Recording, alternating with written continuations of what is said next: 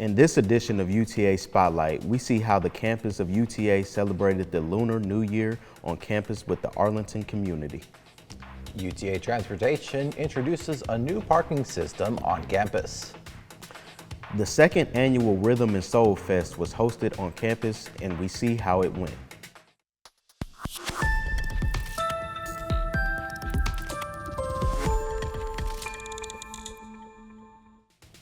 Welcome to UTA Spotlight. I'm Trent Harris. And I'm Garrett Crowder. Thank you for joining us.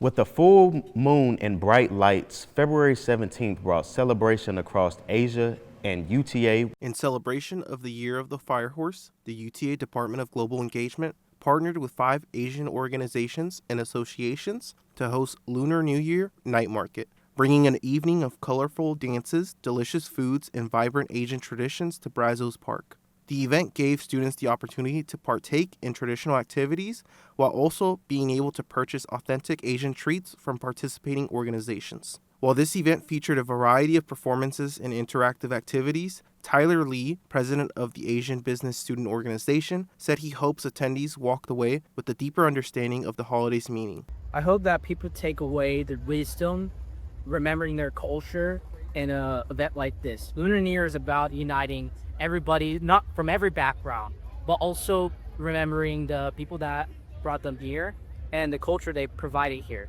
It's something to look back upon and actually have fun, and also wish, of course, the best of luck. This sentiment was echoed by Magdalena Ibarra, Assistant Director of Global Engagements at UTA. The goal, was for them to celebrate their culture, but at the same time, that's an opportunity to teach others about their culture and have that cultural exchange, and that's all we're about. Throughout the evening, performances from various student organizations filled the Brazos Park stage with applauses. The celebration ended with the Wulong, or Dragon Dance, a traditional performance believed to bring good luck and prosperity in the new year. Although this was the first standalone night market, organizers hope it will become a lasting tradition at UTA. Alberto Gomez, UTA Spotlight. If you missed this year's event, you can still visit Asia Times Square in Grand Prairie for shopping, dining, and entertainment year-round. Whether you're a new MAV, commuter student, or faculty member, we know parking on campus is a hot topic. Here's what you need to know. A new parking initiative rolled out on campus last fall. It's called zone-based parking. And like any new system, there were going to be some early growing pains. But this spring, parking officials say it's paying off. Parking violations are down 26%. Larry Cummings, UTA's Parking and Transportation Communications Manager, says the goal is to keep students in class, not driving in circles looking for a spot. So that's a 26% decrease, which we are crediting the design to this new system and just making sure students are most aware of how campus parking works. Zone-based parking is a temporary program to keep the start of the semester running smoothly, keeping us in class instead of circling lots. The second annual Rhythm and Soul Fest took place February 20th at Texas Hall. I was there and I talked to 2 of the headliners.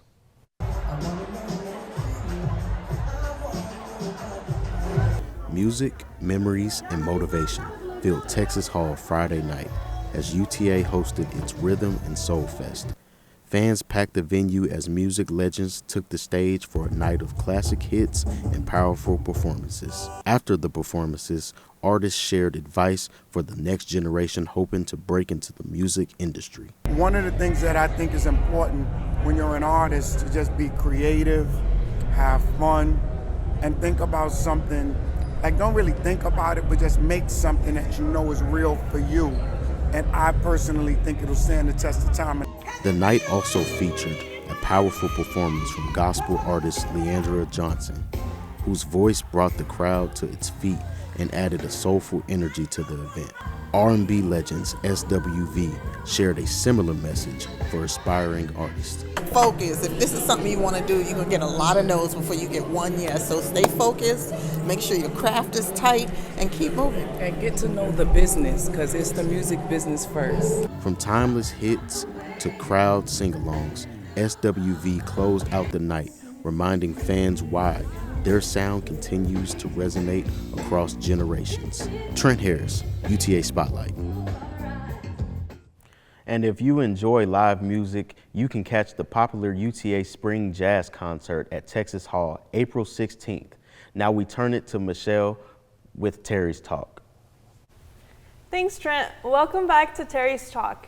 I'm Michelle, and joining me today is Ravi. Hello everyone, my name is Ravi Raithatha and I'm a 2024 Terry Scholar, and I also serve as the president of the Health Occupation Students of America Club, also called HOSA. And today we're introducing an organization that is highlighting an opportunity that is happening here on campus. If you're interested in medicine, science, or even just love to debate, listen up. The UTA College of Science is hosting an Ethics Bowl 2 on March 19, 2026.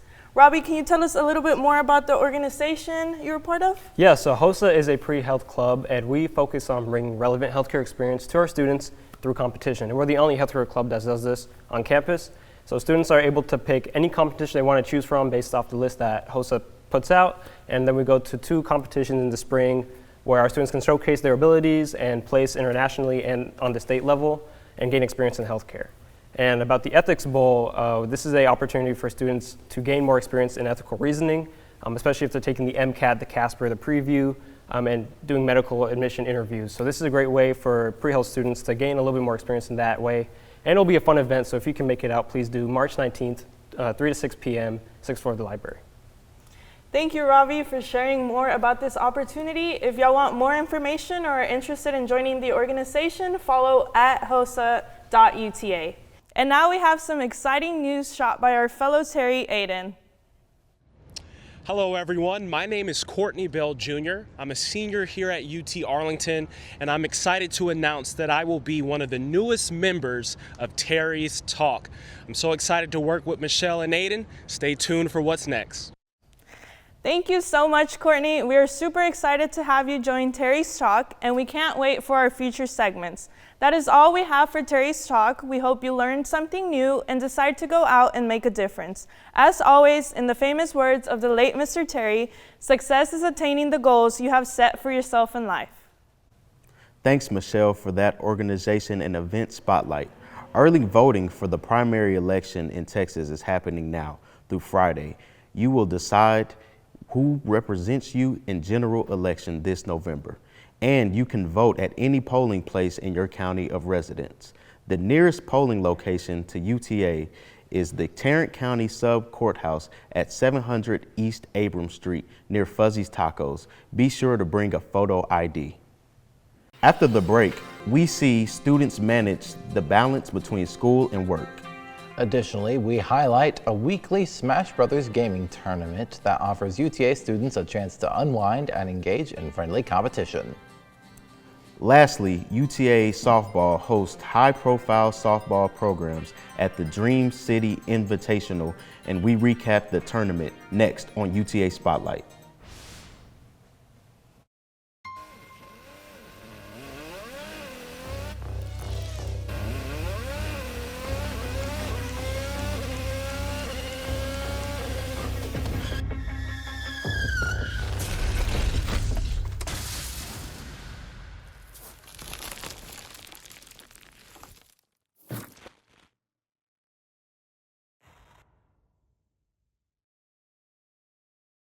For a lot of college students, the school day doesn't end when class is over. While working builds responsibility and helps cover expenses, it can also bring stress, exhaustion, and limited personal time. Finding the right balance can shape not only academic success, but mental health and overall quality of life. Take Prince Okafor, a junior at UTA majoring in physical therapy. He is taking 5 classes and working 30 hours a week at Quick Quack Car Wash. Like many students, he is balancing deadlines, work shifts, and exams all at the same time. Right now, I mainly just manage it through making sure that I do my hobbies well. I have like really good time management where I focus like most of my time on work. When I'm not at work, I'll like segment my time into like half studying, half having like hobbies, going out with friends and all of that. And then the other half mainly just sleep. So I mainly focus on making sure that my time management is really good. Because like without that, like the balance falls apart and it's easy to like have one thing overtake the other, like have work overtake my school or have my school overtake work. So I think with really good time management, that's how I'm like balancing it right now. If you're feeling overwhelmed trying to balance school and work, UTA students can visit campus counseling services for support and help managing the load. As the campus becomes quiet at night, a student business market pops up to engage with students on campus. The Filipino Student Association held a night market for student businesses to interact and sell their products to students on campus. The market offered students various types of food and products. Students could thrift clothes, pick out jewelry, and taste test some Asian food. In addition, it gave the opportunity for the businesses to connect with the student community through creativity.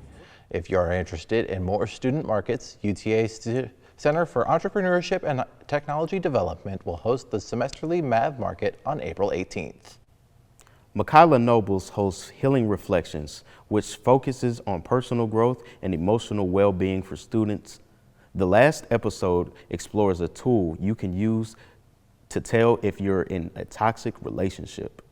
You remember in chemistry class in high school where you did the litmus test? Yes. And you stuck the paper in, and if it turned purple, that meant that the water was acidic? Mm-hmm. I want you to do a relationship litmus test to tell you if you've been dealing with toxicity. And on a deeper level, this is what it looks like. You're gonna get a piece of paper, you're gonna create 3 columns. First column is gonna be your needs. The middle column is gonna be your wants, and the third column is gonna be your red flags or your don't wants in a relationship. You wanna create an exhaustive a list as you possibly can of things that you absolutely positively need. In other words, things that could potentially be non-negotiables in your relationship. Like, I really, really, really need these things. And then you want the second column to be your wants. I tell folks that's the icing on the cake, right? That's the bells of cake is good without icing. Let me just say that, right? So it's the icing on the cake. You want to make that wants list as exhaustive as you possibly can. And then the same thing for the don't wants or your red flag list, right? And then you're going to use a Likert scale between 1 and 10, with 1 being not very important and 10 being highly important. And you're going to give numeric value to everything that you put on each of those lists, right? From the most important to least important. The problem that a lot of people run into is, first and foremost, they have a very difficult time identifying what they need. Secondly, they can tell you everything that they want, but a lot of the wants are superficial. That's why cake is good without icing, because the icing is just extra, right? The red flag column, that's the column that people ignore. And I ask that all the time. So were any of these behaviors present in the beginning? 100% of the time people are like, well, yeah, well, why'd you ignore them? Because you have abandonment issues and you thought that you could fix them. You ain't Jesus. How were you possibly gonna be able to fix them, right? So in that red flag column, if you rate something a 1, 2, 3, 4, or 5, that means that you don't really wanna deal with that thing. It's important, but it's not. I tell people, keep an eye on those things. Because if they show up in the relationship, you need to be mindful, because anything that you don't address, it's the same thing as saying that behavior is okay, which means it can morph on you. If you rate something a 6, 7, or 8, those are behaviors that you're probably gonna need to put some interventions in place. Whether the intervention is breaking up, the intervention might be couples therapy, the intervention might be meeting with your pastor, it could be a more in-depth conversation, right? 9s and 10s, they're deal breakers. Run. Squirt, see you, out of here, right? The problem that so many relationships run into is those relationships are smack dab sitting in the low-end items of your wants category and the high-ranked items of your red flag category. And the needs are a foreign concept. And then people wonder why their relationships are trash, because you're not making your needs a priority. And a big part of why you're not making your needs a priority is because you don't even know what they are, because you don't know. To view the whole conversation, find it on Michaela's YouTube channel at The Real One TV or on Instagram at The Real Michaela. The UTA Esports Club hosted their 155th MAV Mayhem tournament last week. MAV Mayhem is a tournament where students go head-to-head to claim the title of the best Super Smash Bros. Player on campus. Founded and organized by a player known as Atomic, the event has grown to draw as many as 100 competitors, each bringing energy, passion, and plenty of friendly rivalry. For hours, the room fills with excitement, from casual matchup between friends to intense battles on the big stage for the championship title. And even if you're just stopping by to watch, the atmosphere pulls you in. The Mav Mayhem tournaments are held every Friday in the Social Work and Smart Hospital building from 5 p.m. to 11 p.m. More information on Mav Mayhem can be found on Mav Engage. Simply search Mav Mayhem and join in on the fun. Now let's turn it to Finn with a UTA Sports Update. That is right, Garrett. The Maverick Report starts now.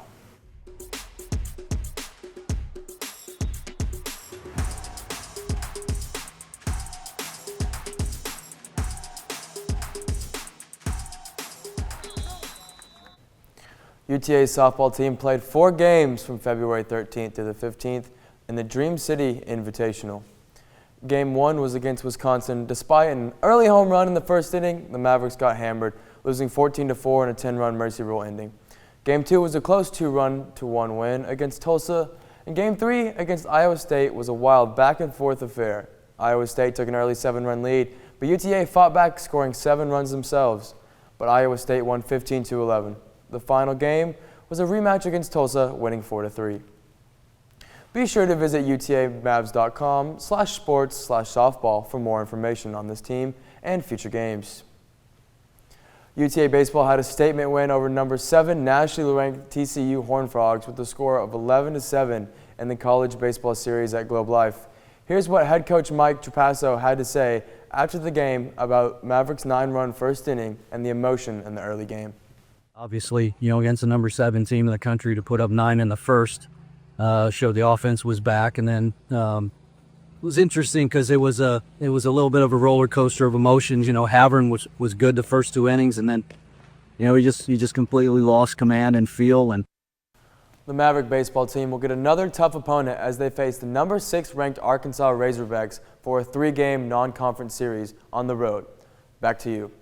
Thank you, Finn, for that sports update. That's all we have for you on this edition of UTA Spotlight. To stay up to date with us, please follow us on Instagram at MavMediaUTA.